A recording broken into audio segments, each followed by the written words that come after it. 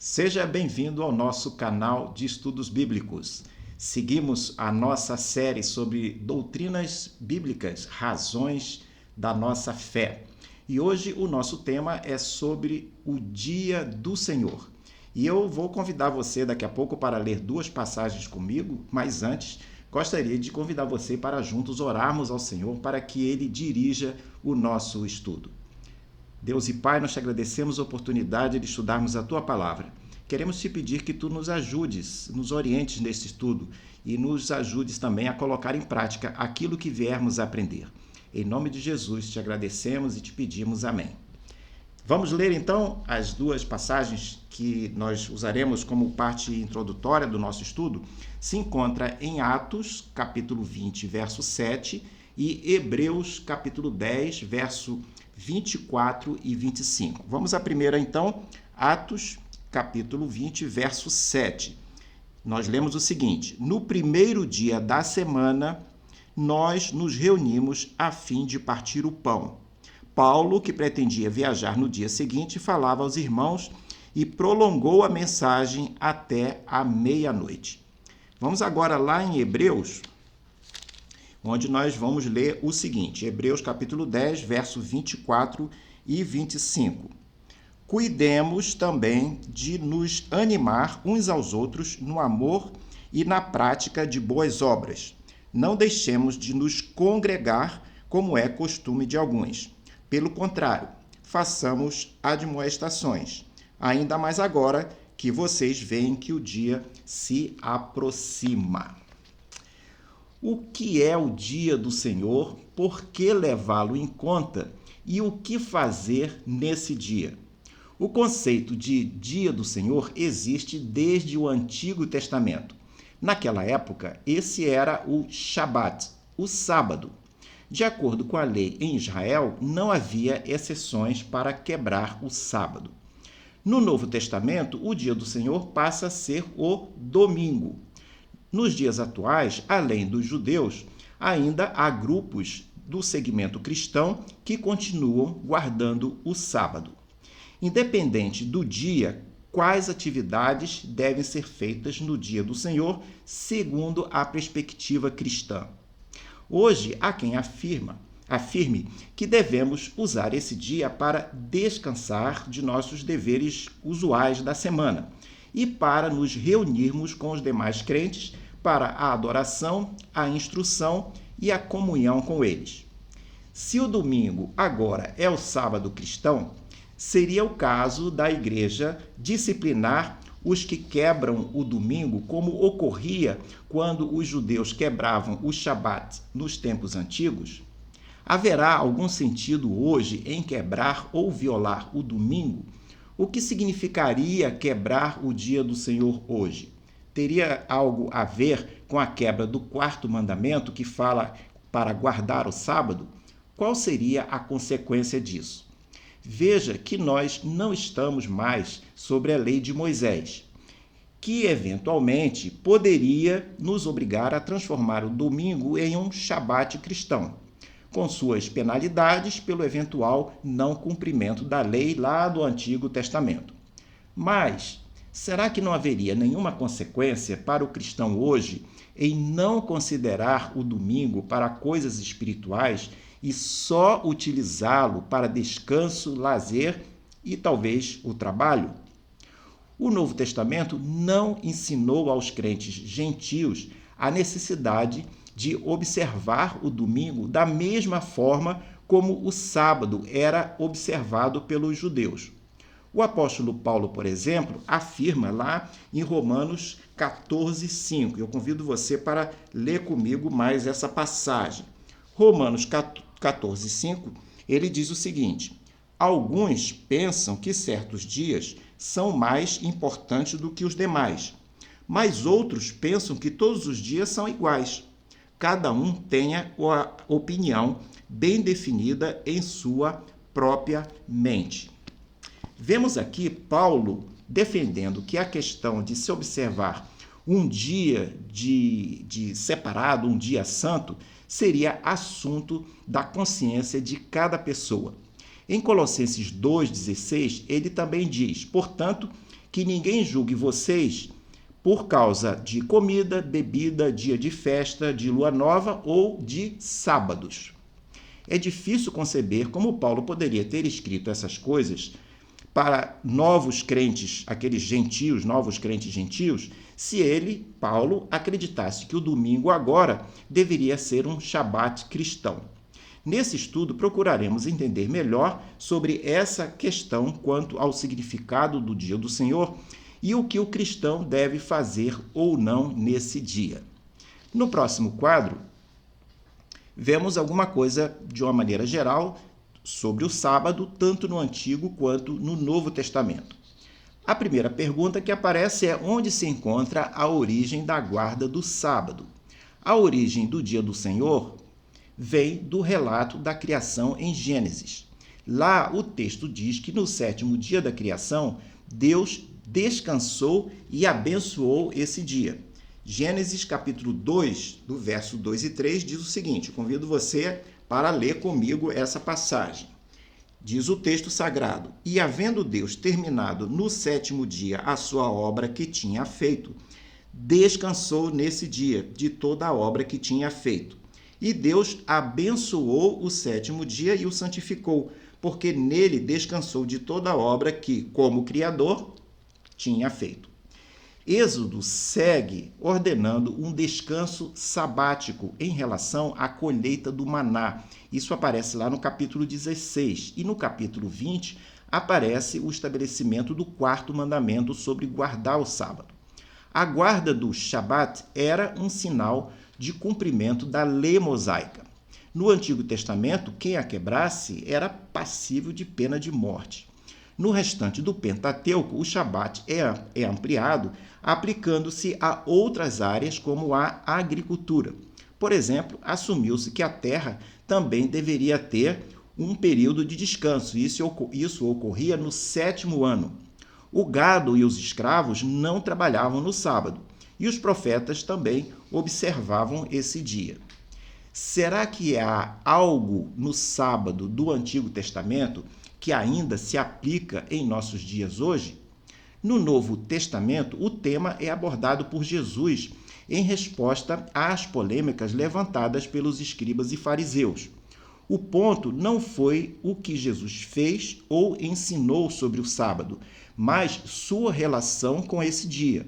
Jesus se identificou como Deus e como Senhor do sábado, e isso gerou inúmeros conflitos com os líderes religiosos da época. O interessante é que no Novo Testamento não existem instruções e preceitos sobre o sábado, mesmo considerando que o cristianismo, de certa forma, surgiu no ambiente do judaísmo. Como podemos explicar isso? Uma possível resposta é que, se a guarda do sábado fosse realmente importante no Novo Testamento, o assunto teria sido mais abordado, ou seja, o silêncio mostra que guardar o sábado no Novo Testamento deixou de ser importante. No início do cristianismo, os crentes judeus iam ao templo e às sinagogas. Eles iam a esses lugares porque não havia ainda templos cristãos, e eles faziam isso no sábado.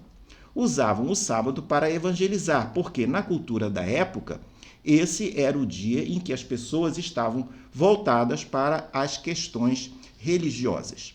No próximo quadro, uma pergunta: por que o domingo se tornou o dia do Senhor?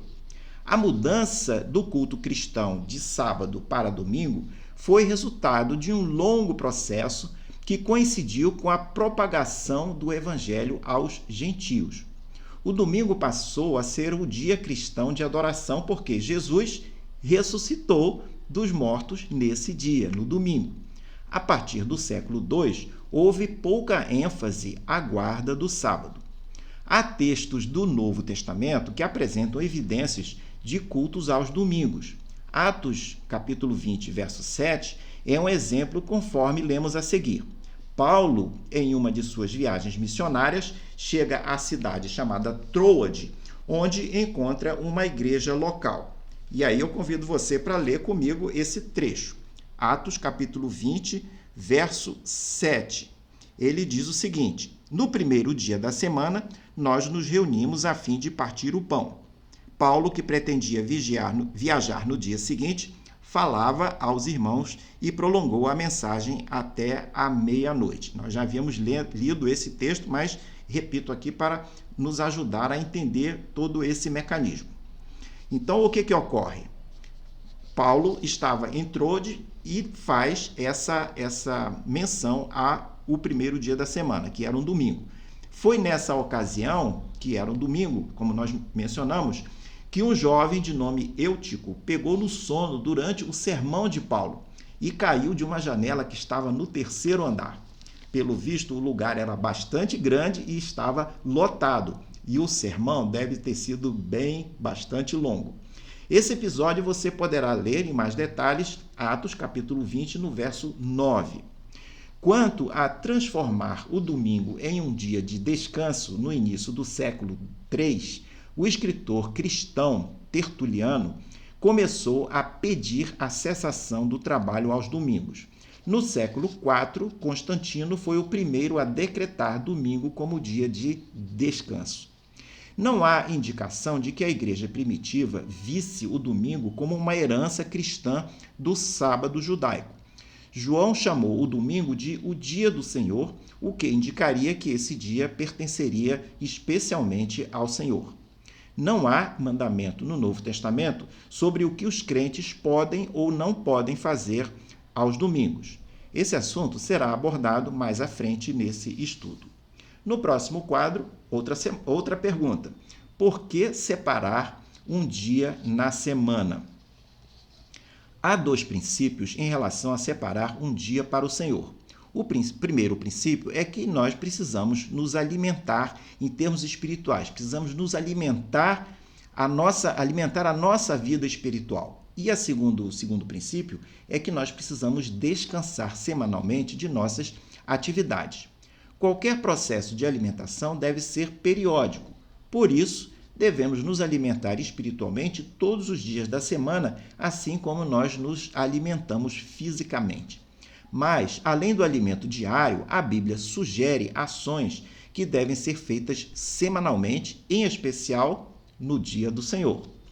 Como mencionado, não há nenhum mandamento específico sobre o dia de reunião da igreja no Novo Testamento. Mas encontramos relatos de que a igreja primitiva se reunia aos domingos e não aos sábados.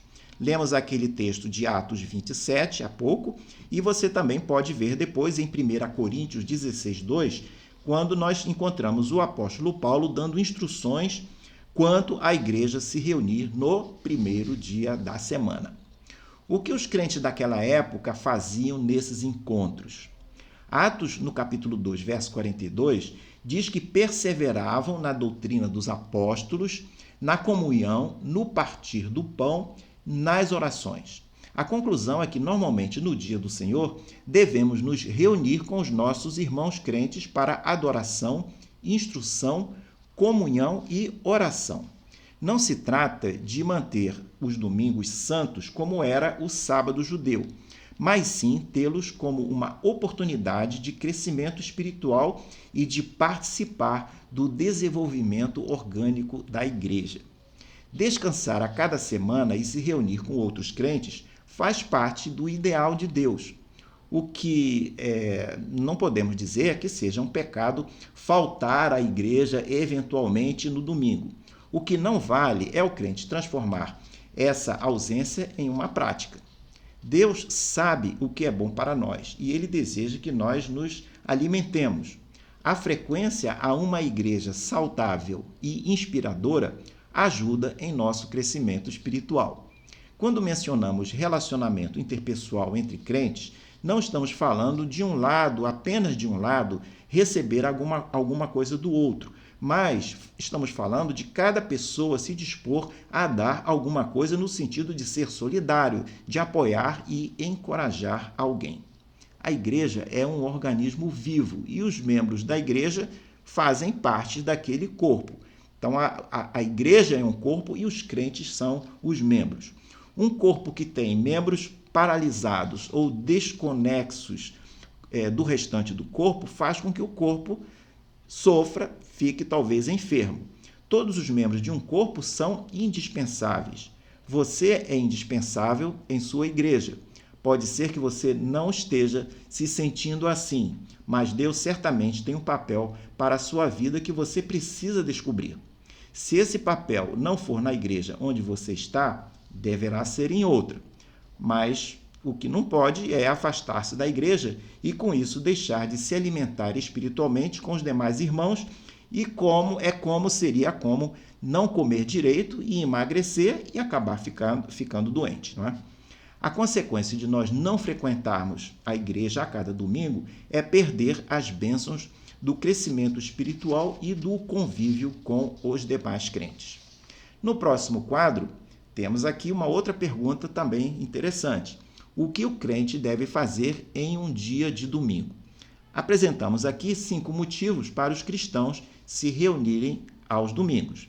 Nesse quadro, nós veremos 2 motivos e no próximo, depois, veremos mais 3. Primeiro motivo, então, o crente deve ir à igreja no domingo, e eu me refiro à igreja no sentido de ao templo, para adorar a Deus. Tendemos a pensar que adoração como sendo exclusivamente cantar, mas a adoração deve ocorrer também por meio da oração, da ceia do Senhor e da pregação da palavra. A adoração acontece também pelo serviço cristão, muitas vezes silenciosamente, sem cântico e até sem palavras. Isso ocorre quando reconhecemos a grandeza e a misericórdia de Deus e nos dispomos a servi-lo de alguma forma em gratidão ao que ele faz por nós. Segundo motivo para ir à igreja. O crente deve ir à igreja para estudar a Bíblia junto com outros crentes. Uma coisa boa é quando a igreja que você frequenta lhe oferece ambientes ou grupos de estudo, onde a palavra de Deus pode ser estudada, compartilhada e debatida. Estudar a Bíblia sozinho é bom, mas em grupo é melhor ainda, porque abre espaço para a troca de experiências e percepções enriquecedoras. Um bom estudo bíblico precisa ser relevante para quem dele participe. E o que é um estudo bíblico relevante? Quando é que um estudo se torna relevante? Ele se torna relevante quando acontecem 3 coisas. A primeira coisa é quando o estudo leva a pessoa a se identificar com o episódio ou com o tema do estudo. A segunda coisa é quando o estudo faz com que a pessoa se sinta motivada, levada a examinar as Escrituras, a examinar a Bíblia, para compreender mais sobre o que está sendo estudado.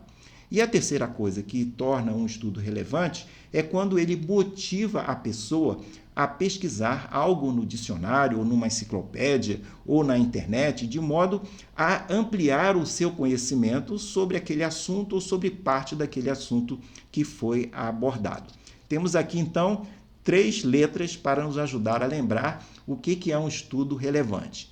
A letra E, a letra B e a letra D, de EBD. E aqui é do espelho, no sentido de que o estudo faz você se ver no estudo, no tema, naquele assunto. O B de Bíblia, de você procurar a Bíblia, e o D de dicionário, de levar você a procurar um dicionário ou uma enciclopédia ou alguma coisa para ampliar o seu conhecimento. Então, o estudo relevante é o E, é o B e o D, apenas para nós lembrarmos. No próximo quadro, vemos mais 3 motivos para os crentes irem à igreja aos domingos. O terceiro motivo é que os crentes se reúnem aos domingos para cultivar o relacionamento cristão. Hebreus, livro de Hebreus, nos traz uma exortação muito interessante e muito atual sobre esse assunto. Eu convido você, nós já lemos lá no início, vamos ler aqui novamente, porque é uma passagem bíblica muito interessante sobre esse aspecto. Hebreus, capítulo 10, verso 24 e 25, diz o seguinte: cuidemos também de nos animar uns aos outros no amor e na prática de boas obras. Não deixemos de nos congregar, como é costume de alguns. Pelo contrário, façamos admoestações, ainda mais agora que vocês veem que o dia se aproxima. A salvação é individual, mas a vida cristã é coletiva. A verdadeira comunhão refere-se à partilha conjunta das coisas de Cristo e do Evangelho. Isso inclui amar, servir, edificar uns aos outros. Fazer parte da igreja é mais do que apenas frequentar os serviços, frequentar os cultos. Isso inclui conhecer alguns dos seus irmãos crentes e se deixar conhecer também, de tal forma que juntos possamos uns ao crescer e ajudar mutuamente uns aos outros. Crescer em Cristo, crescer espiritualmente e crescer no nosso relacionamento interpessoal. Quarto motivo para se frequentar a igreja aos domingos. Os crentes vão à igreja para a ceia do Senhor. Embora não haja instrução específica para celebrar a ceia do Senhor semanalmente, parece que essa era a prática da igreja primitiva. Hoje em dia, essa prática varia bastante. Em nossa igreja, por exemplo, praticamos a ceia uma vez por mês apenas. Vale observar que a ceia não é um sacramento, mas uma ordenança, conforme estudo que fizemos no domingo anterior.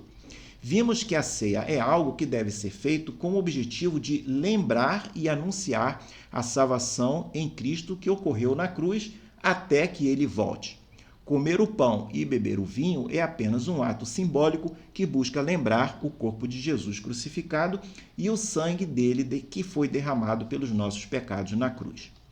Quinto e último motivo nesta lista para nós irmos à igreja aos domingos. Os crentes vão à igreja aos domingos para poder orar corporativamente. Em Atos, capítulo 2, verso 42, nós lemos: "E perseveravam na doutrina dos apóstolos e na comunhão no partir do pão e nas orações." Esse texto se refere à oração corporativa, a oração do grupo como um todo. Sempre quando a igreja se encontrar, seja nas reuniões congregacionais aos domingos ou na casa dos crentes, a oração deve permear a vida de todos. Em nossa vida pessoal, em casa ou na igreja, a oração deve ser uma resposta normal e frequente quando surgirem problemas pessoais ou quando falarmos sobre alguém em dificuldade. Se você quer melhorar seu tempo com o Senhor e com o povo de Deus aos domingos, prepare sua mente no dia anterior, na noite anterior, para que quando você se levantar no domingo, você já começa se alegrando, já começa tendo o seu coração cheio de alegria, porque aquele é o dia do Senhor. No próximo quadro, importante também nós pontuarmos que o domingo é também um dia de descanso. E aí uma pergunta, por que nós lemos lá em Gênesis 2:2, dizendo que Deus descansou na criação? Vamos lá abrir a sua Bíblia, lá no começo é a passagem mais fácil de nós encontrarmos, porque está logo no primeiro livro da Bíblia. Gênesis capítulo 2, verso 2 e 3, nós lemos: "E havendo Deus terminado no sétimo dia a sua obra que tinha feito, descansou nesse dia de toda a obra que tinha feito. E Deus abençoou o sétimo dia e o santificou, porque nele descansou de toda a obra que como Criador tinha feito." Jesus afirmou em Marcos 7:27, o sábado foi estabelecido por causa do homem, e não o homem por causa do sábado. O contexto era o Shabat judaico, cujas exigências dos escribas e fariseus pesavam nas costas do povo, de tão rígido que eram aqueles preceitos e tão legalistas que eram aqueles costumes que estavam sendo praticados e exigidos. O ponto que Jesus argumentava não era a questão se era no sábado ou se era no domingo, mas o fato de que no dia escolhido, naquela época, aquele dia estava sendo usado para dificultar a vida do povo. Não estamos sobre a lei de Moisés e o domingo não é o sábado cristão. E também não há ordens no Novo Testamento para observar o domingo como um dia de adoração e descanso. Escolhemos o domingo como o dia do Senhor, mas ele também deve ser um dia para descansarmos dos nossos trabalhos e deveres semanais. O princípio de guardar um dia por semana continua valendo. Isso nos beneficia espiritualmente, fisicamente, emocionalmente e nos ajuda em nossos relacionamentos com os irmãos da igreja. Tanto quanto for possível, devemos descansar do trabalho que fazemos nos outros dias, para sermos revigorados de corpo e alma enquanto desenvolvemos nossas atividades relacionadas à igreja. No próximo e último quadro, é fato que a vida é agitada e há crentes que são obrigados a trabalhar em alguns domingos. A Bíblia nos ensina que devemos dedicar um dia da semana ao Senhor, mesmo com as dificuldades de eventualmente não podermos estar na igreja no domingo. Se esse for o caso, o seu caso, por exemplo, procure eleger um outro dia da semana em que você possa ler e ouvir algum conteúdo que o alimente espiritualmente, tais como estudos bíblicos ou sermões. Além disso, se tiver que parar em outro dia diferente do domingo, vale ler sua Bíblia e orar por mais tempo do que sua rotina habitual. O ideal é que isso seja um item da sua agenda em horário pré-definido. Você não marca hora para ir no cabeleireiro, para ir no dentista, para ir na academia. Por que não pode marcar uma hora para ter um momento de comunhão com Deus? Se nós não abrirmos espaço para ele de forma deliberada e disciplinada, esse momento poderá ficar comprometido. A cada domingo, dê prioridade para o culto e a comunhão em sua igreja e preencha o tempo restante desse dia com descanso e momentos com pessoas que o edificam. Descanso não é necessariamente ficar sem fazer nada, mas, se possível, fazer algo diferente do que você faz durante a semana. Talvez você possa usar parte do seu tempo para instruir seus filhos ou seus netos nas coisas de Deus ou mesmo alcançar amigos ou pessoas, sempre dentro dessa ideia de serem coisas que edificam, que sejam coisas positivas. Descanse do seu trabalho normal se puder, mas o principal é garantir que você se reúna regularmente com outros crentes para adorar ao Senhor. Uma coisa importante para observar nesse tema do Dia do Senhor é não entrar no legalismo adotando regras extrabíblicas para você mesmo e, além disso, usá-las para julgar aqueles que não as cumprem. Foi assim que os fariseus aplicaram erroneamente as leis do sábado nos dias de Jesus. Estamos longe desse tipo de legalismo, mas ainda precisamos nos precaver contra esse perigo. Vimos que não estamos sobre a lei do Antigo Testamento e que não há ordens do Novo Testamento sobre o que você pode ou não pode fazer aos domingos, exceto a ordem de não abandonar a reunião com outros crentes. Mencionamos aqui que a salvação em Jesus é algo individual, mas a vida cristã é coletiva. Isso quer dizer que você dificilmente poderá ser um bom cristão vivendo isolado em uma ilha deserta, sem pessoas para se relacionar. O domingo vem nos ajudar a nos relacionarmos nas dimensões vertical com Deus e horizontal com o próximo.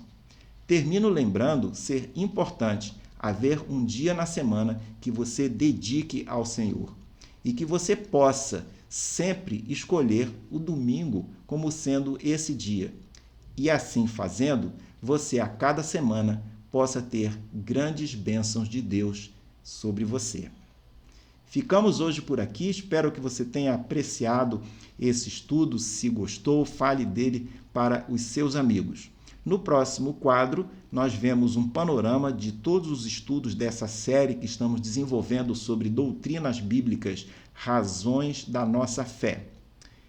Deixo com você um grande abraço e espero vê-lo numa próxima oportunidade.